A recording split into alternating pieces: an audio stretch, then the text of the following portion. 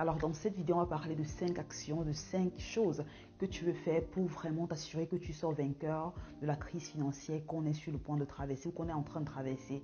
Elle a commencé déjà en 2020, là on l'a vraiment vécu en 2021, 2022 et les effets vraiment post-crise vont se faire ressentir pendant les 2-3 prochaines années. Et ces effets-là justement sont les effets qui auront un impact assez positif pour certaines personnes et très négatif pour d'autres personnes. Et la grosse différence entre les deux agents justement économiques dans laquelle chacun va ressentir ces effets-là dépendra des actions que chacun prendra. Dans cette vidéo, je parle avec toi justement un game plan, une stratégie en 5 étapes que je compte implémenter pendant les 2-3 prochaines années pour décupler de façon drastique mon patrimoine, pour générer plus d'argent, pour avoir un business qui a des bases encore plus solides qu'elles ne le sont déjà présentement et pour avoir un impact plus important. Je suis l'un de ceux-là qui veut justement sortir également de cette période de crise vainqueur dans le sens où ton compte bancaire a grossi, ton mindset est encore plus poignant et tu as tout simplement une sorte de fierté de toi, une sorte de fierté de la personne que tu es devenue. Cette vidéo est parfaite pour toi.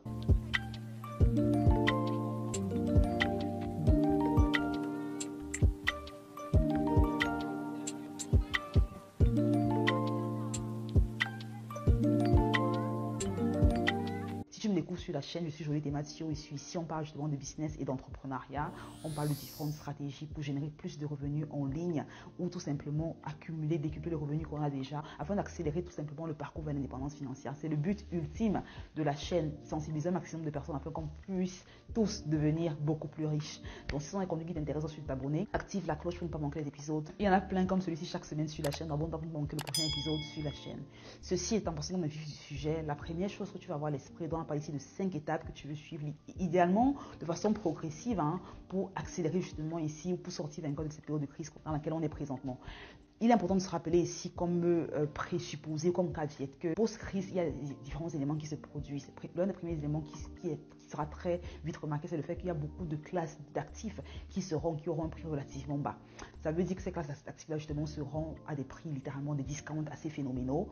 Et pour justement saisir ces opportunités d'achat de ces classes d'actifs-là, ici, je parle ici de l'immobilier, des terres, du marché des actions, de la crypto-monnaie. Toutes ces classes d'actifs-là, justement, ont des prix qui ont littéralement chuté de ouf. Il est important de se saisir pour les avoir tout simplement. Le second effet de post-crise, c'est également le fait qu'il y a une contraction économique. Ça veut dire que les entreprises ont du mal à générer des revenus, trouvent des moyens justement de limiter les dépenses. On va ici observer justement les licenciements de personnel plus importants, des entreprises ici comme Tesla, Google, Microsoft, Facebook qui sont en train de licencier les employés par des dizaines de milliers parce que justement avec l'intelligence artificielle, beaucoup de compétences vont être remplacées par l'automatisation.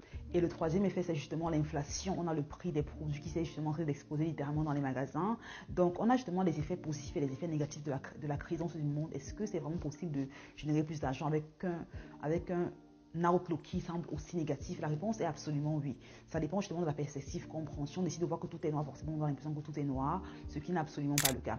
Donc une stratégie à 5 étapes. La première va consister à se demander justement comment est-ce que je peux apporter plus de valeur à mon employeur ou à mes clients. Ici, que tu sois employé ou entrepreneur, ça importe vraiment peu. L'idée, c'est de demander, je suis payé au final pour apporter un service, pour apporter une valeur à celui qui me paye. Ça peut être mon client ou mon employeur.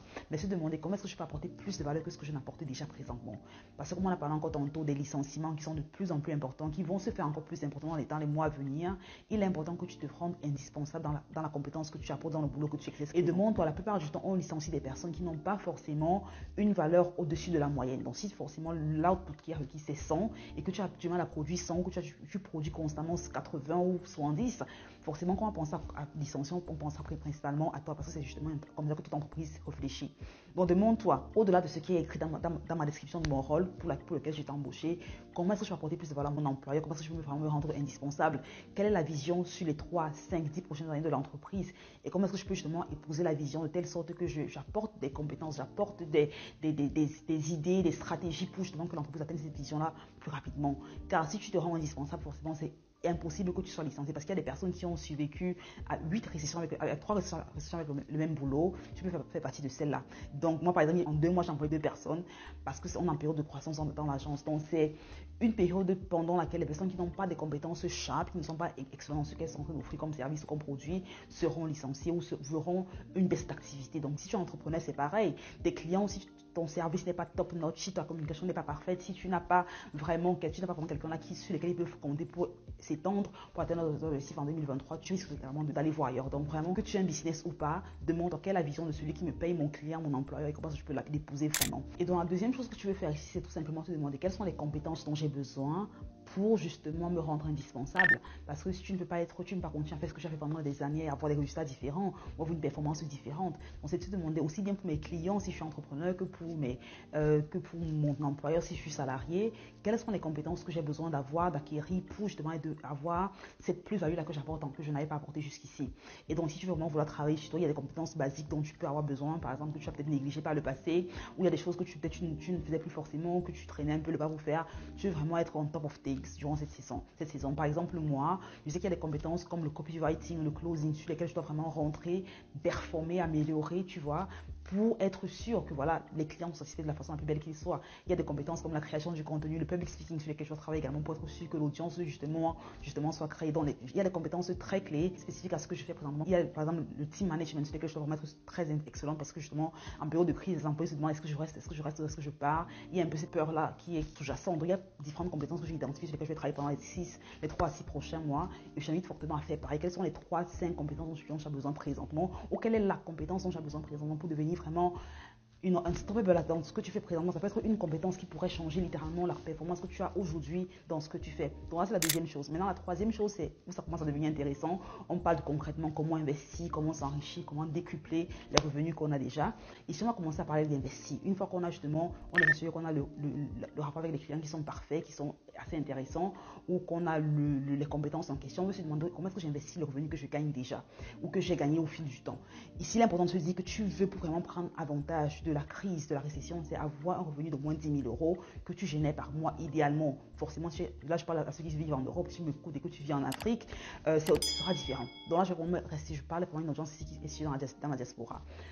Tu veux avoir un revenu de moins 10 000 euros ou plus. Pourquoi? Parce que quand c'est une plage en fait de revenus qui peut te permettre de déployer un capital important assez rapidement. En deçà de 10 000 euros, je te conseille fortement de lancer un side hustle, de trouver des différentes stratégies d'avoir plus d'argent. Parce que les stratégies dont je parle ici seront un peu plus... Tu peux les expérimenter avec moins de 10 000 euros par mois, mais tu ne pourras pas vraiment tenir...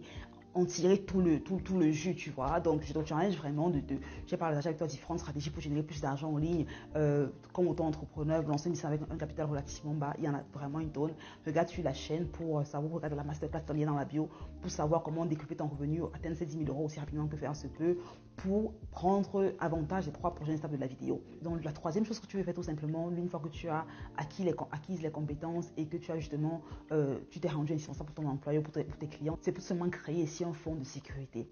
Le fonds de sécurité, c'est un peu comme un coussin qui te permet de prévenir n'importe quelle turbulence économique qui puisse arriver. Si tu es salarié, je te conseille d'avoir un fonds d'urgence d'au moins 3 à 6 mois. Si tu es entrepreneur ou tu as un business, une entreprise, je te conseille d'avoir au moins 1 à 2 ans de fonds de sécurité parce que justement, lorsque tu es entrepreneur, tout repose sur toi. Et c'est pas seulement toi, mais également tes employés, ta famille dont tu dois t'occuper également en cas de turbulence. Alors, c'est quoi un fonds de sécurité? Le fonds de sécurité, c'est tout simplement ici une épargne que tu accumules qui va correspondre ici au nombre de mois dont tu as besoin pour te tenir, pour payer tes dépenses. Donc, si par exemple par mois, tu dis, ok, mes dépenses mensuelles incompressibles s'élèvent à 2 000 euros par mois, ça veut dire si tu es employé, par exemple, tu as besoin d'avoir au moins 6 000 à 12 000 euros de garder quelque part comme fonds d'urgence. Et la raison pour laquelle c'est super important d'avoir ce fonds-là, c'est parce que, par exemple, si un truc se passe, voilà, quand on parle de turbulence économique, ça peut être différentes choses. Ça peut être une perte de boulot, ça peut être, voilà, on touche du bois, un accident, ça peut être différentes choses qui peuvent se passer, on ne sait pas. Mais c'est important d'avoir ce petit coussin d'argent qu'on a quelque part qui est là pour nous secourir justement si besoin est. Si on est entrepreneur ici, forcément, on veut que ce coussin-là soit plus important parce que la plupart du temps, lorsqu'on est entrepreneur, on a différentes charges auxquelles on doit subvenir au-delà des dépenses incompressibles de la maison qu'on a la plupart du temps. Donc, c'est 3 à 6 mois si tu es salarié et au moins 1 an, idéalement 2 ans si tu es entrepreneur. Et l'idée, c'est vraiment, je vais parler vraiment ici à ceux qui entreprennent, ceux qui ont un business, hein, parce que la chaîne c'est business et entrepreneuriat. Donc je vais parler là vraiment aux entrepreneurs et à ceux qui ont des business, qui ont des boîtes. C'est vraiment de se dire ici qu'on veut avoir le premier focus sur le business qu'on a. Parce qu'il faut se rappeler que le business qu'on a peut littéralement doubler, peut quadrupler, peut être multiplié par 10 en l'espace de 2, 3, 4, 5 ans. Par contre, l'investissement qu'on va faire, indépendamment de l'investissement dans lequel on va mettre de l'argent, la probabilité que cet investissement-là soit multiplié par 5, par 10, par 3 dans l'espace de 3 à 4, 5 ans est très minime. Je vois beaucoup de personnes qui vont se précipiter. On va parler de comment se protéger pendant la crise économique. Ils vont se dire que je vais investir dans la crypto-monnaie, dans les spéculations et autres. Ce n'est pas le choix, parce que la plupart du temps, lorsqu'on investit dans ces différents véhicules-là, forcément, on ne dort pas forcément la nuit de façon tranquille. On a peur que ça disparaisse. L'idée ici sera vraiment de passer le plus clair de son temps, d'avoir son plus gros focus dans l'activité qui va générer la plus grosse source de revenus. En fait, une grosse erreur que beaucoup de personnes commettent, c'est entrepreneurs comme employeurs. Lorsqu'on a un peu de revenus, on est tellement excité à l'idée de voir ce que ce revenu-là se multiplie que souvent même, on néglige la source de revenus principale qu'on avait, qui peut être ici le business ou le salaire ou le travail qu'on a, pour courir des spéculations, des investissements comme la crypto-monnaie autre, parce qu'on veut justement cette dopamine-là, dopamine de voir le compte en banque qui grandit rapidement. Et c'est une grosse erreur, parce que justement, tu veux te rappeler que ton business, je parle ici principalement aux entrepreneurs et à ceux qui ont des business, qui ont des boîtes, ton business, ton entreprise peut littéralement doubler par 3, par 4, par 100 même, dans les 3 à 5 prochaines années à venir. Par contre, c'est très difficile d'avoir une classe d'investissement, peu importe quelle qu'elle soit, qui a cette croissance exponentielle dans ce lapsus de temps, surtout quand on parle de spéculation ici. Donc l'idée, c'est vraiment privilégier ici la source de revenus principale qui sera ici le business, acquérir les compétences, se positionner vraiment de façon stratégique dans son domaine, dans son secteur, et tout simplement après avoir ce fonds d'émergence. Ce fonds d'émergence qu'on constitue, ce fonds de sécurité qu'on constitue. La quatrième étape sera d'investir dans des classes d'actifs qui ont un risque très très bas, mais qui ont un retour sur investissement assez intéressant. On pense ici à des choses telles que les fonds indexés, telles que les actions en dividendes. L'une des choses qui rend les actions en dividendes assez intéressantes, c'est justement le fait que le revenu qu'on gagne, qui peut ici aller entre 8% et 12% en fonction des années et du cours de l'action en question, c'est qu'on a justement une croissance qui va se faire à deux niveaux. On a la croissance qui sera faite au niveau du pourcentage qu'on va gagner. On aura l'effet cumulé dû au paiement des dividendes. Ça veut dire, par exemple, si l'action tous les ans reverse ou tous les trimestres reverse un dividende de 10% ou de 5% par exemple, on a justement une possibilité d'acheter plus d'actions au fur et à mesure qu'on a les dividendes qu'on reçoit tout simplement.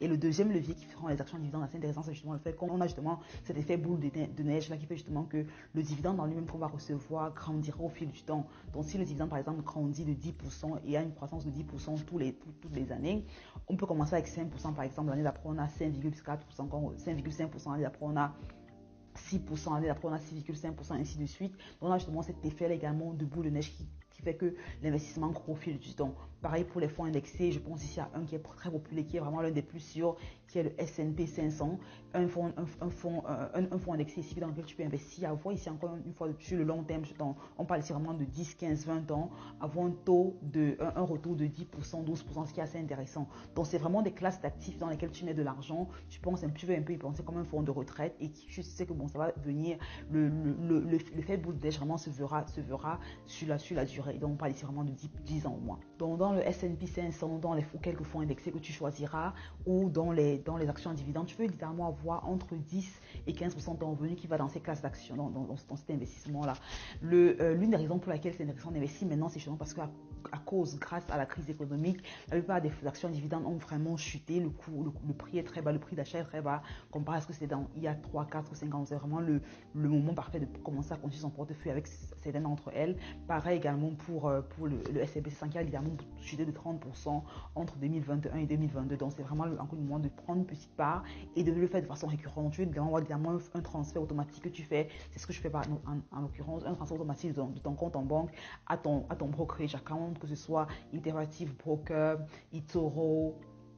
Il y en a tellement sur le marché. J'ai fait une vidéo où j'allais vraiment plus en détail et je la laisserai quelque part ici. La quatrième chose que je fais justement dans ce schéma tout simplement sera tout simplement ici investir une partie de ce revenu-là dans l'immobilier, parce que la terre justement, la terre ne ment pas tout simplement. Tu veux investir ici, je dirais au moins 20% du revenu que tu génères dans l'immobilier. Ça peut être ici l'immobilier locatif, ça peut être un open tech que tu prends quelque part, ça peut être différent, ça peut être un truc en Airbnb que tu crées, ça peut être une maison que tu achètes comme ta RP et tout, mais on veut ici vraiment investir dans l'immobilier idéalement dans le but d'avoir des revenus qui sont générés par derrière. Donc ce n'est pas tant vraiment l'immobilier résidentiel, c'est vraiment ici l'immobilier dans le but d'avoir un retour sur investissement. Et la beauté, lorsque tu investis dans l'immobilier de façon récurrente, si tu prends par exemple 20% de ton revenu annuel, par exemple ici, que tu vas injecter dans l'immobilier, tu vas te rendre compte dans 5-10 ans, tu pourras commencer à vivre uniquement des rentes immobilières que tu reçois. Et c'est vraiment où ça devient très intéressant parce que forcément ici, plus tu as un revenu important que tu génères et plus tu pourras saisir des opportunités assez intéressantes lorsqu'il s'agit d'investir dans l'immobilier. Et c'est la raison pour laquelle je parlais ici d'avoir justement un revenu d'au moins 10 000 euros par là, dans ces eaux-là, pour pouvoir justement avoir un capital que tu as amassé à la fin de l'année qui est assez intéressant pour te permettre justement de saisir des opportunités assez intéressantes également. Si j'ai quelqu'un qui a un revenu qui n'est pas dans ces eaux-là présentement, tu peux également faire ce qu'on fait, tu peux également acheter de l'immobilier en partenariat. Il y a par exemple des personnes qui ont des projets assez intéressants où vous vous mettez ensemble pour prendre par exemple un immeuble ou pour construire un immeuble ensemble. Tu peux rejoindre des groupes comme ceux-là pour justement faire ici que ton investissement qui relativement bas initialement te rapporte quand même des rentes ou un retour assez intéressant et rapidement également. Donc là, l'immobilier, c'est vraiment ici l'une des classes d'actifs que tu veux privilégier lorsque ton business te rapporte de l'argent. Et tu vas te remarquer ici que les trois on a parlé compétences, business, lancer un business et tout, devient indispensable. Les deux premières classes d'investissement qu'on veut faire sont des investissements qui n'ont pas justement un risque important, sont des investissements qui sont sûrs parce qu'on veut justement ici prioriser la sécurité et la rentabilité sur le long terme. C'est très important. Et donc forcément, la cinquième chose qu'on va faire, tout simplement la cinquième étape de ce plan, c'est tout simplement investir dans les actifs un peu plus spéculatifs. Ça va inclure ici les choses comme la crypto-monnaie, Bitcoin, Ethereum. C'est vraiment les deux classes que je recommande fortement dans ces eaux-là parce que c'est justement depuis le Bitcoin présentement est entre 17 000 euros au moment où je fais cette vidéo, qui est littéralement l'un des prix les plus bas qu'on a vu depuis 2020-2019. C'est vraiment dans le moment de prendre une petite part de cet actif-là. Pareil pour Ethereum, les prix sont vraiment en chute libre vu que ce sont des crypto-monnaies qui ont des projets réels derrière, qui ont une valeur secondaire qui est sûre de remonter. On est sûr qu'en prenant une petite partie aujourd'hui, on aura cet effet là qui sera cet effet exponentiel de croissance qu'on n'accusera pas à la suite. C'est un peu comme ceux qui ont acheté Bitcoin en 2011, en 2015 à des prix à 100 euros, 200 euros et qui vont aujourd'hui le prix littéralement à 17 000 euros, à 20 000 euros, ou même encore à 36 000 euros comme c'était encore le cas en début 2022. Donc c'est vraiment encore ici une classe d'actifs dans laquelle tu veux mettre de l'argent, pas énormément, pas au point où tu n'arrives pas à dormir le soir parce que beaucoup de personnes jusqu'à vont se dire ok, je peux gagner avec le Bitcoin, je vois les courbes et tout qui sont assez intéressantes, je vais prendre 80% de mes économies, mettre dans le truc et après le son se couche dans le lit, on a du mal à trouver le sommeil parce qu'on a juste fait ce qu'on appelle du over-leverage. Donc je conseille fortement d'investir, forcément d'avoir une exposure dans ces différentes classes d'actifs là, mais de ne pas avoir une over-exposure, c'est très important. Donc voilà un peu la feuille de route que je vais implémenter principalement cette année. L'idée c'est vraiment de commencer avec le top chain, d'avoir le revenu qui est assez intéressant. Une erreur que j'ai commise en 2022, c'est de voir c'est prioriser tout simplement l'investissement à l'acquisition de la richesse. Parce que je pense que l'investissement est plus important lorsqu'on a un revenu important qu'on génère également. Et des fois, on a tendance à confondre entre les étapes. On veut trop investir très vite, on veut commencer à investir assez rapidement, on veut commencer à dégager des revenus très rapidement. Ça nous distrait tout simplement. Alors que la source de revenus même qui génère, qui apporte cet investissement-là, on ne la priorise pas.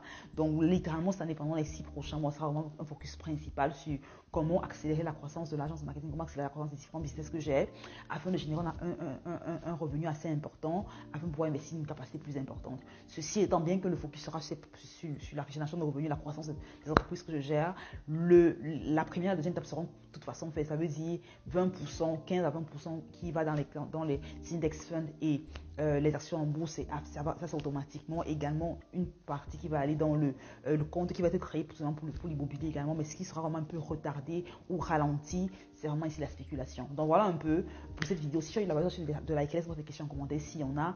Partage avec un ami qui s'appelle et de regarder cette vidéo si tu as le même but que de celle-ci pour avoir encore plus de valeur. Bye bye.